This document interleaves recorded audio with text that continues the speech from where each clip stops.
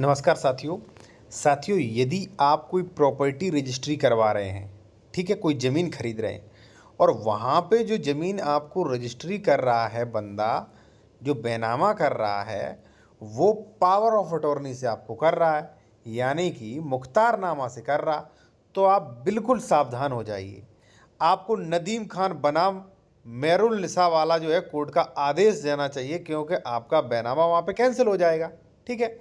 अब साथियों अब साथियों एक चीज़ और सुन लीजिए। देखिए, जब आप प्लॉट खरीद रहे हो तो आपको ज़मीन की कई चीज़ें चेक करनी होती हैं। जैसे साथियों धारा 116 है, 117 है कि नहीं, धारा 143, 180 है कि नहीं, उसका कोई डबल रजिस्ट्री तो नहीं, अंश से अधिक विक्रय तो नहीं, ये भी चीज़ चेक करनी होती है। ठीक है, कोई विवाद तो नहीं, कोई कोर्ट में केस पेंडिंग तो नहीं, ये भी चीज़ चेक करनी है। सबसे पहले ये चीज़ चेक कर लीजिए, फिर आप आगे बढ़ते हैं।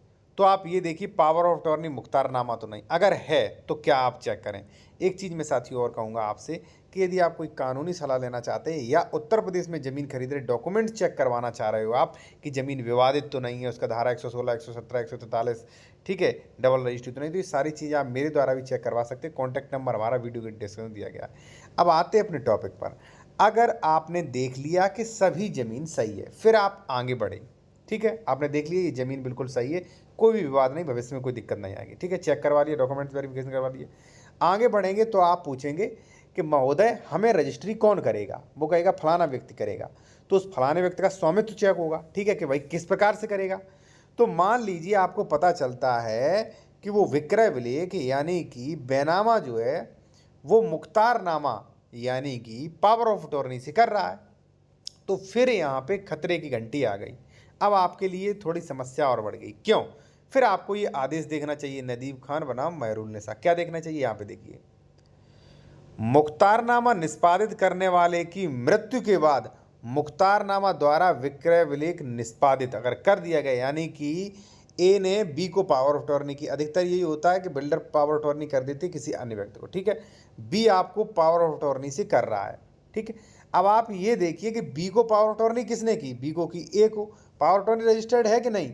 किस प्रकार से स्वामित्व मिला? पावर ऑफ अटॉर्नी से। ए ने पावर ऑफ अटॉर्नी। तो आप ये देखिए ए जीवित भी है कि नहीं, जिसने पावर ऑफ अटॉर्नी की थी वो जीवित है अभी कि नहीं। ठीक, क्यों देखना जरूरी है? देखिए, अब यहाँ पे देखिए, अगर मुख्तारनामा निष्पादक यानी कि मुख्तारनामा ए ने अपनी संपत्ति का किसे निष्पादित किया गया था? बी को।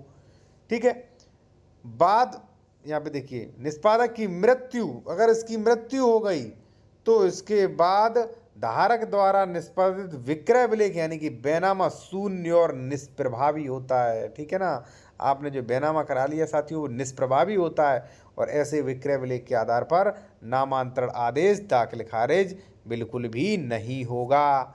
अब साथियों, ये आदेश की अगर आप पीडीएफ लेना चाहते हो मेरे द्वारा, तो कॉन्टैक्ट नंबर हमारा वीडियो की डिस्क्रिप्शन में दिया गया है। आप लीगल एडवाइस लेना चाहते हो या आप ज़मीन का डॉक्यूमेंट चेक करवाना चाहते हो कि इस पर कोई विवाद तो नहीं है, डबल रजिस्ट्री तो नहीं, अंश से अधिक विक्रय तो नहीं, कोई लोन तो नहीं, और ये मुख्तारनामा वगैरह सही है कि नहीं, तो आप मेरे द्वारा भी चेक करवा सकते हैं साथियों।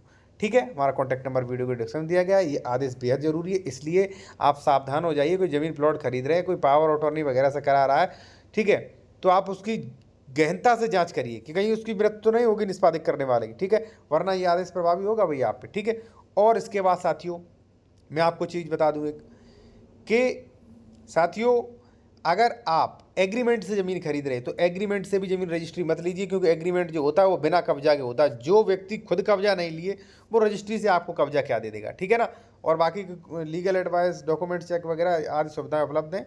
ठीक है।